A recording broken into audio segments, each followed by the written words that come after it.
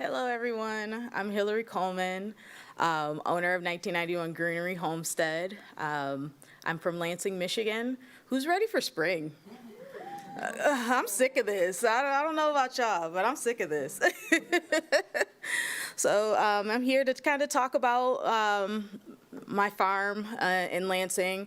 I farm off a tenth of an acre. Um, I use every little bit of that space to grow food, to grow herbs, and the herbs that I do grow on my farm are made into body products like soap, lip balm, salves, hair serums, and so forth. And I've been making body products for about 10 years. So about 2015, I made 1991 Cosmetics. I did that for a while and did good at it. I was still working a full-time job, and so that was just like my part-time love. And then I started making body products more and more. And I started it because my skin is very, very sensitive to everything that's on the market. So I just started making my own products. And I just started making them for me and my family. And everybody was like, why don't you sell this? And I was like, why not? So I started doing that, and I started kind of spreading my love of making body products with Lansing. I think everybody should be able to enjoy quality natural body products for a great price where everybody can afford it. I don't think it should be $100 for a face serum. I think that's ridiculous. So like the herbs that I do enjoy using a lot are rosemary for like the hair serums. So I make a little $12 rosemary hair serum that's really good for dry scalp, dry ends. I have really started using this because my scalp is like super dry, itchy, especially around our dry Michigan weather and so forth. So if you see me looking down at my notes, I'm trying to keep myself on track, because if I don't, I can just get to talking and this will just sound like, yes. All right. So,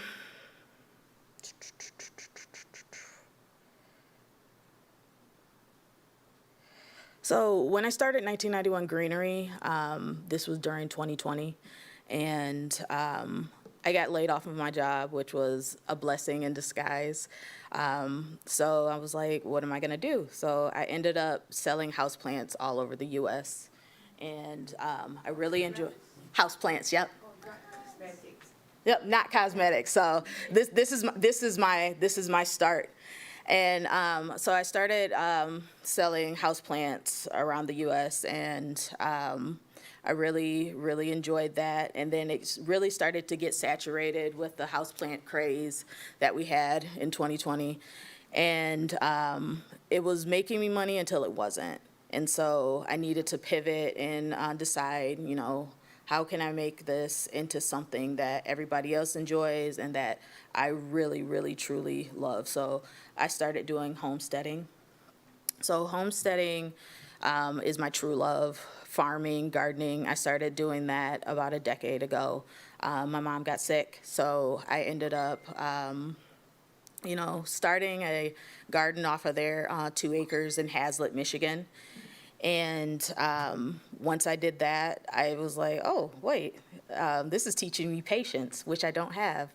And growing, veggies, getting my mind off of that. And by the way, my mom is in remission. She has been in remission for over 10 years. So, yes, she's doing good. And she's like, you took over my job right there. So I started learning from her and continued to garden and everything. And then I ended up, like I said, in 2020, getting laid off and doing the homesteading thing. And then I started thinking I need to bring my body products back into, existence because people did enjoy them. People always asked me, hey, when are you coming back out with that? And I just, give me a little second. I stopped doing it because 1991 greenery blew up a little bit more than I expected, and I just didn't have time to do that. So I started making body products again end of last year, and utilizing all the extra herbs that I had. I like to cook, so I like to use the herbs in cooking, but having all the extra herbs that I did grow, like the rosemary, the thyme, the basil, the peppermint, which I have plenty of. If you grow peppermint, you know. And I just started utilizing that into, my soap making, my hair products and stuff like that.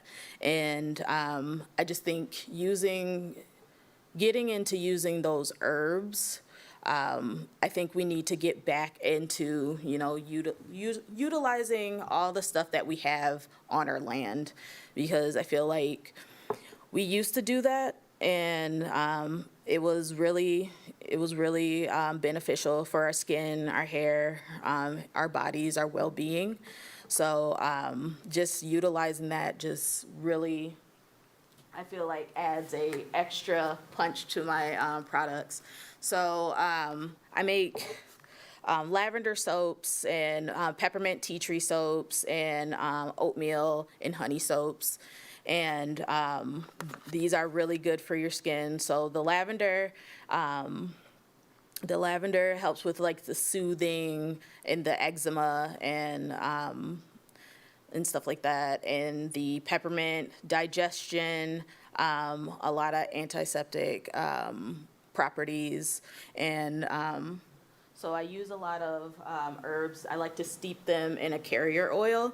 So I always have little science products going around the house. So you'll always see that. I could pass these around. You can open it and smell them. And this is just a rosemary oil. And then I have a lot of lemon balm. It grows crazy like peppermint, so you can pass those around and smell them as well. What kind of oil do you use for the carrier? I use grapeseed oil. It's nice and light, and it's easier to, it's a little bit of the cheaper oils, but it packs a punch as well. It's really good for your skin, your hair, and so forth. Yeah. All right. So a few of the herbs that I really, that I grow in my garden like crazy are calendula oil. It's for like skin healing. So I do make a body butter that you guys can pass around and kind of try as well. And do you do all these in your personal home kitchen, or do you have to use a commercial kitchen? Home kitchen. Wow. So yes, it doesn't have a smell, but it's more of the medicinal properties. And then I have an elderberry tree that I inherited with my home, and that's really good for immune support and everything. So I grow that in my yard as well. Again, lots of mint. So I use it for my salves. You can pass around and try these. This is good for if you have sore muscle, aches and pains, things like that. So I really suffer from, aches and pains always, because I'm always working in the garden. My knees are always feeling that punch. My hands are always achy, so I rub that on after a shower or after I'm done in the garden, and it really helps. It kind of helps with that inflammation. And then again, lavender with the soap, you can bust this open and kind of smell with skin issues and stuff like that. And pass that around there.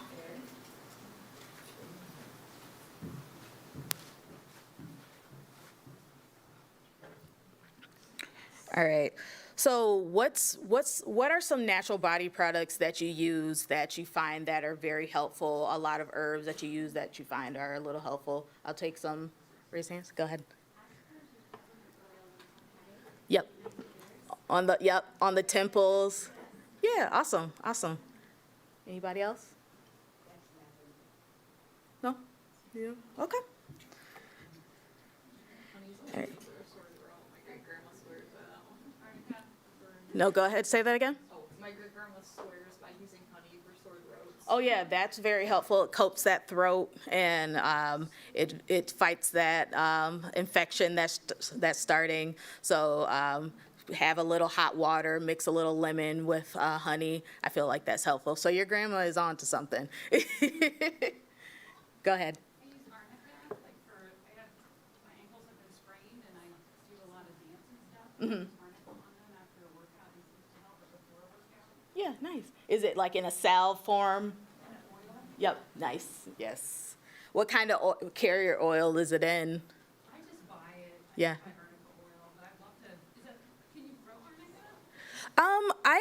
Honestly, this is my first time learning about arnica. I would like to do more research, so I can't really give you any information on it. I'm still a learner myself as well.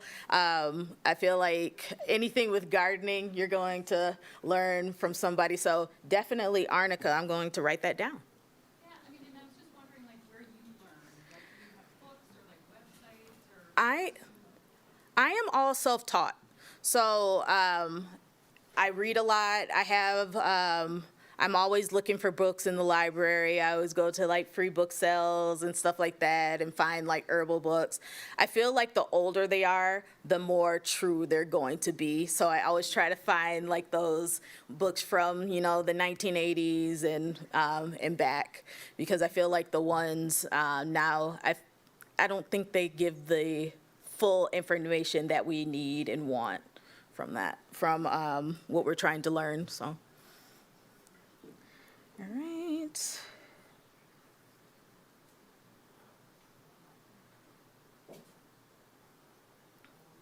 Okay, so starting your own garden or starting your own windowsill herb collection is pretty easy.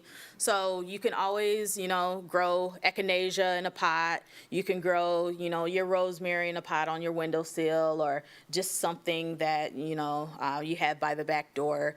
Like I said, I'm doing this off 1/10 of an acre, so I always have pots growing full of herbs and stuff like that.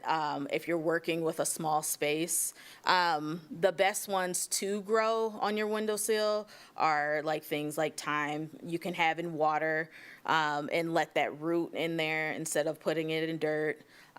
You can do the rosemary. You can do basil. Doesn't work so well inside. It needs a little bit more sunshine than we get in Michigan. Definitely. Let me think. Mint is a pretty good one that you can grow inside. Definitely try to find the sunniest spot, like a south-facing window in your home.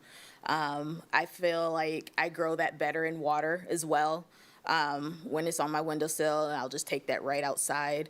So you can just start your mini one during the winter, and then once you get outside, you can do more of the more important ones.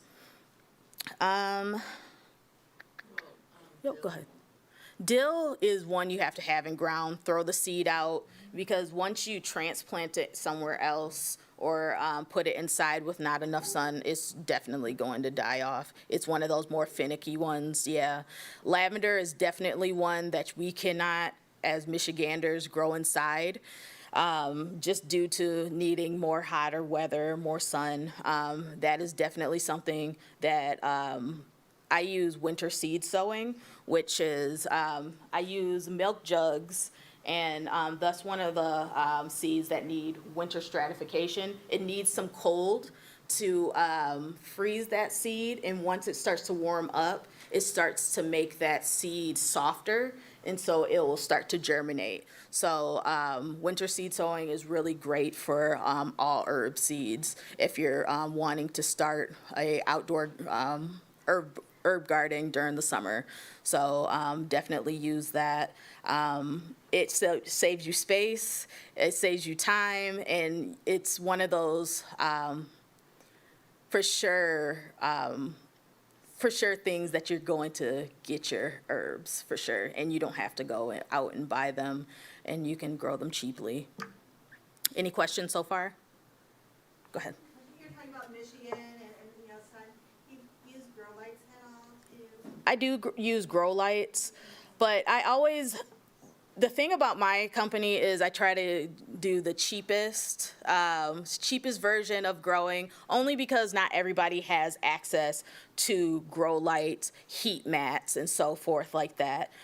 So what I do use grow lights, and I'll use a shelving system where I'll buy the shower curtains, and those shower curtain liners, and they'll use as like a greenhouse, and I'll wrap that around there, and then I'll use a crock pot at the bottom, and it creates that humidity and that warmth, and that has been that's my tried and true method right there. So that's a good method to use if you don't want to use the winter sowing method as well, and keeping them going during the summer or during the winter. So yeah, go ahead. Or did you raise your hand? Oh no. Anybody else? Go ahead. With the calendula, like, I've tried to grow that before, and in that's part of the sunlight that I have on the patio, and it's like very sparse. Do you need to get sunlight growing that more prolifically? Because I feel like you need a lot to make like a salad or something like that. Yeah, for sure. Do you buy like the transplant, put them out? Do you just throw the seeds out? Grow through seed. Okay. So what I do is I'll throw the seed just in a pot, and then if you're growing it on your windowsill or your porch, how much sun are you getting? Do you? It's not that much. Okay. It's the most that I could get right there. And I did get some growth. It's just very sparse and like one at a time. Yeah.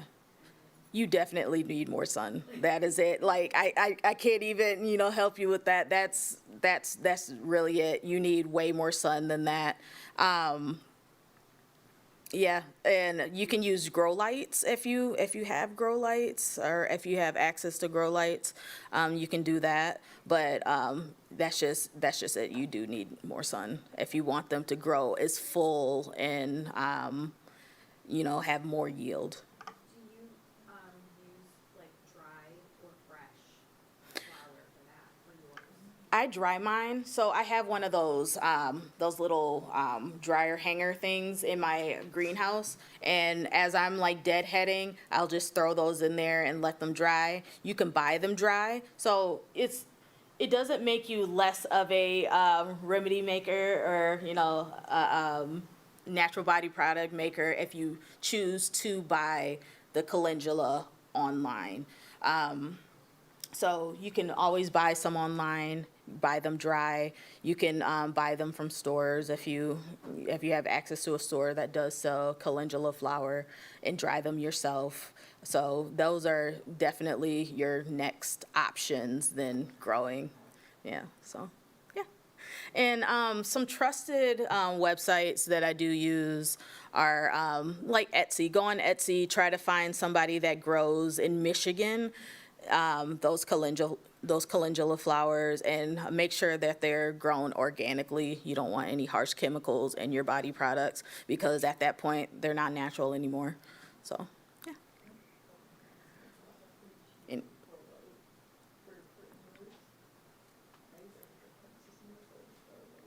cool. Any more questions? Oh, okay. All right, I have a game that I want to play with you guys about kind of learning more about herbs. Let me pull up my questions, and I have prizes. I have some peppermint salves and stuff like that. So,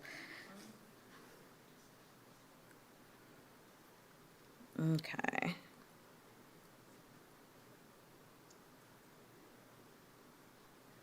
What part of the plant is typically used in herbal tea blends? A, roots, B, leaves and flowers, C, bark, or D, fruit? B. Oh, well, I'm gonna pick hands. Y'all go ahead. Yep, The leaves and flowers. you are correct.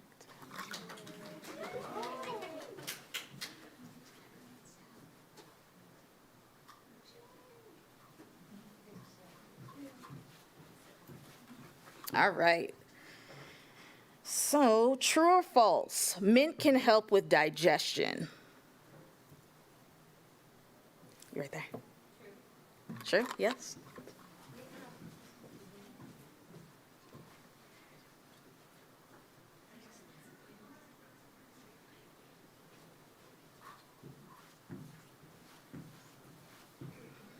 All right. You guys are getting these answers right. I gotta switch it up on y'all. Uh, Name one herb that grows well in containers. Go ahead. Rosemary? Yes. No, just kidding. Yes. Did you have your hand up? Yeah. Go ahead. Basil? Basil's probably go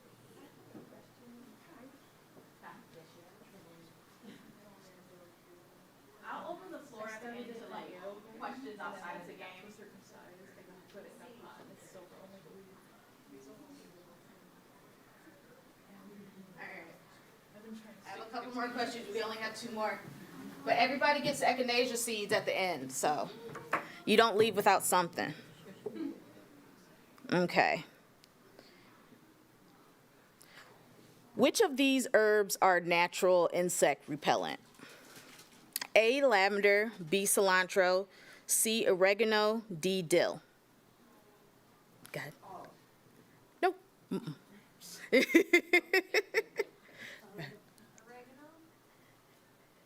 No. Mm-mm. Well, you already got one. You're right here. Lavender? You are so right.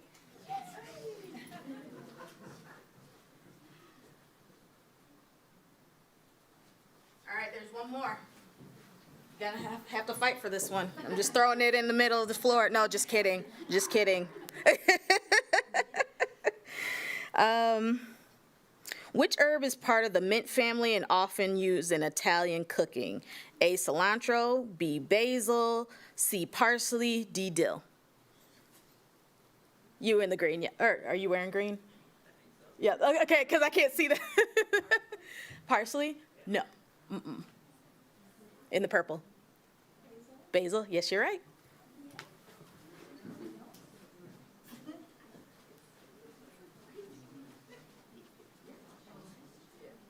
All right. So everybody leaves with echinacea seeds today. Yes, yes, yes, yes. To start your own herb growing journey.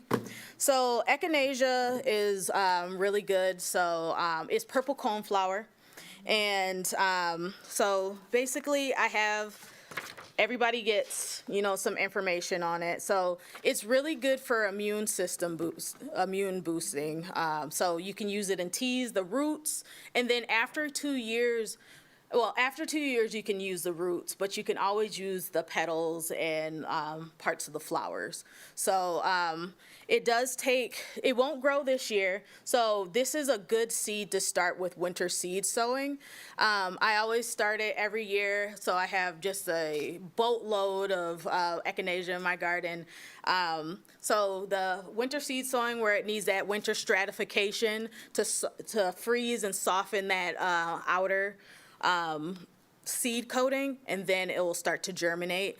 And I just toss, there's not that many seeds in here. There's maybe about like 10 to 20 seeds in these packets. So just kind of throw it in like a milk jug or a deli container, or I've seen Ziploc baggies used as well. Just fill with, some potting soil. Make sure that soil is wet enough for it to kind of hold that moisture throughout that cold season. And definitely take the top off, because when it rains and snows, it waters it for you. But if we do have a dry winter, you can definitely, I use like a turkey baster and put water inside the jugs as well. And when it starts to kind of, when we have those couple of fake springs that we have every year, you'll definitely notice them start to come up. And once everything gets warm enough for you to take them out of there, definitely just around your yard, plant them. Or if you don't have space, definitely put them in a big container. You want to have at least a 10-gallon container, 6 to 10-gallon container to kind of hold these, because you don't want it to become crowded. It doesn't do well root bound. Yep.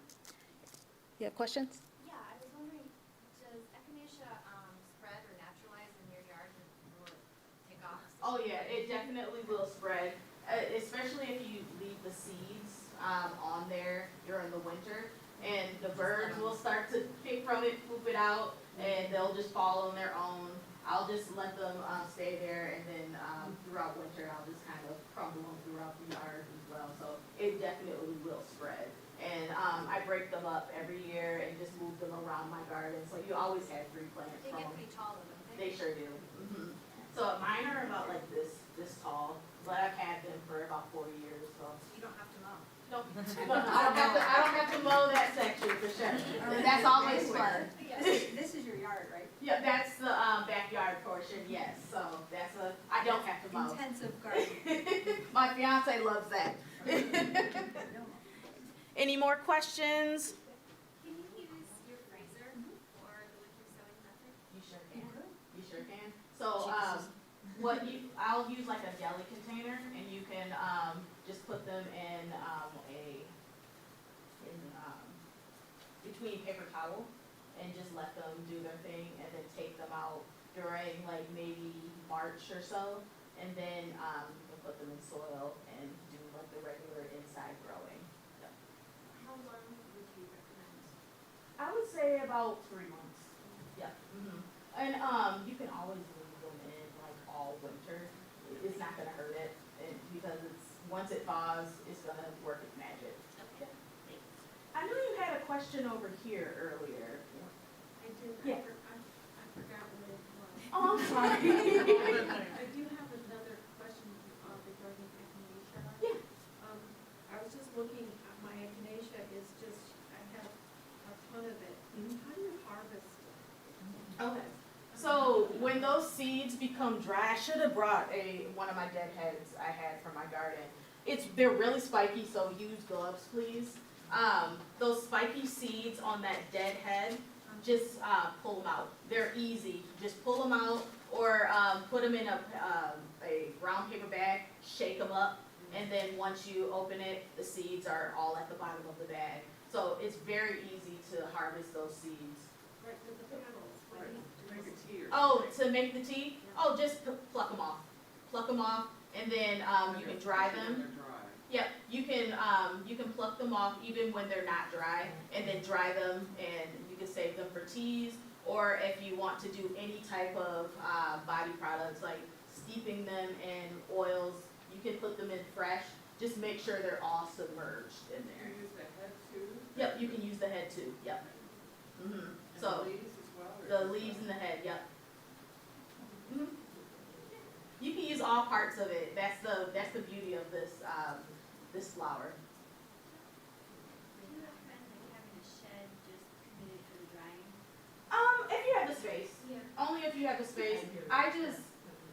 I just have the little hanging dryer just in the corner of my greenhouse. So it doesn't take up a lot of space. Or if you have one of those dryers for like fruit or anything. A food dehydrator? Yep, a food dehydrator. You can use it for that as well. Yep. Yeah. Any more questions? Go ahead. How do you make the tea? How do you make the tea? So, like the flour, or the flour, let me talk, I know how to talk to us. The petals and the head of the flower, you can yank those off, dry those, and you can just put them in a tea steeper. I like to mix it with like green tea or whatever kind of teas that I like to have. Or the root. At the end of the season, you can dig up the root, dry the root, and you can do the same thing like that. So, steep it in hot water. You don't want it to become bitter, so whatever tea that you use, like if I use it with green tea, I only let it steep for like 1 to 2 minutes.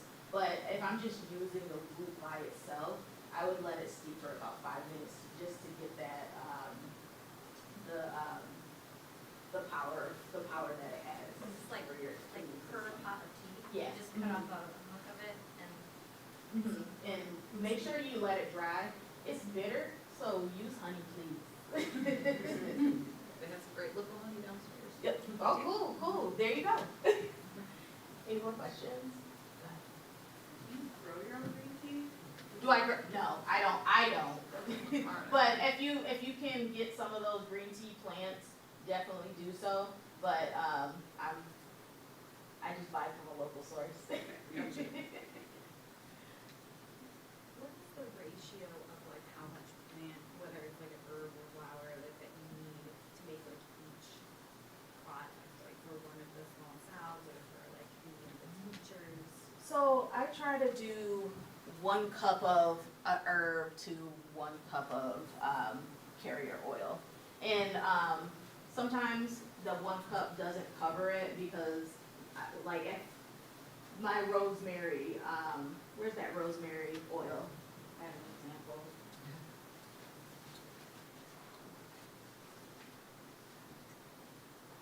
So since I'm using the whole spray of rosemary, sometimes that sticks out, and I don't dry all of my herbs, so you don't want it to stick out. So just make sure it's covering your sprigs so it doesn't mold.